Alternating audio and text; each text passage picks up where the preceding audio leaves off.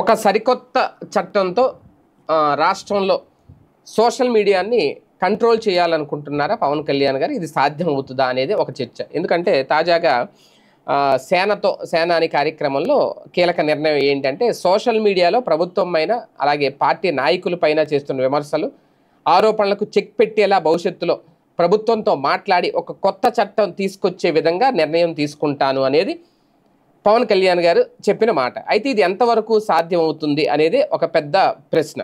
వాస్తవానికి ఎందుకు అంటే సెంట్రల్ గవర్నమెంట్ కూడా కేంద్ర ప్రభుత్వం కూడా అదేవిధంగా సుప్రీంకోర్టు కూడా సోషల్ మీడియాను భావ ప్రకటన స్వేచ్ఛకు పర్యాయంగా అయితే మార్చాయి. ప్రజలు తమ అభిప్రాయాలను స్వేచ్ఛగా చెప్పుకునేందుకు సోషల్ మీడియాని వినియోగించుకోవచ్చు అనేది కూడా సుప్రీంకోర్టు ఎప్పుడో స్పష్టం చేసింది.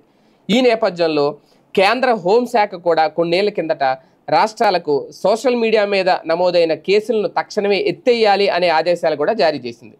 దీన్ని బట్టి చూస్తే సోషల్ మీడియా అనేది ప్రజలకు ఉన్న ఒక ప్రధాన స్వేచ్ఛ. ఇది అటు సుప్రీంకోర్టు అలాగే కేంద్ర ప్రభుత్వం కూడా చెప్తున్నమాట. దీనిపై ఇప్పటికే ఐటీ చట్టం కూడా ఉంది.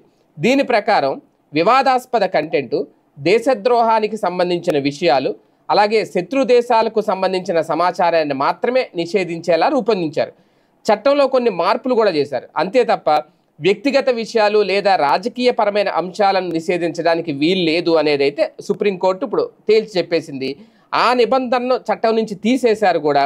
ఈ విషయం మరి తెలిసి కూడా జనసేన అధినేత పవన్ కళ్యాణ్ కొత్త చట్టం తెస్తాము అని చెప్తున్నారా, లేకపోతే రాష్ట్రానికి ప్రత్యేకంగా ఏదైనా ఒక నిబంధన తీసుకురాబోతున్నారా జీవో లాంటిది అనేది కూడా చూడాలి. అయితే ఇక్కడ సోషల్ మీడియా అనేది కేంద్ర ప్రభుత్వ పరిధిలోని అంశం. దీనిపై రాష్ట్రాలు చట్టాలు చేసినా సరే కేంద్ర ప్రభుత్వం ఆమోదం ఖచ్చితంగా పొందాల్సి ఉంటుంది. ఈ నేపథ్యంలో పవన్ కళ్యాణ్ ఆలోచన ఏ మేరకు సక్సెస్ అవుతుంది అనేది ఇక్కడ కీలకమైన అంశం. ఓకే, ఆయన అనుకున్నట్టుగా సోషల్ మీడియాకు సంఖ్యలు వేసే అవకాశం ఉంటుందా లేదా అనేది వేచి చూడాల్సిన అంశం. ఇప్పటికిప్పుడైతే దీనికి అవకాశం లేదు అనేది రాజకీయ విశ్లేషకులు మేధావులు చెప్తున్నారు.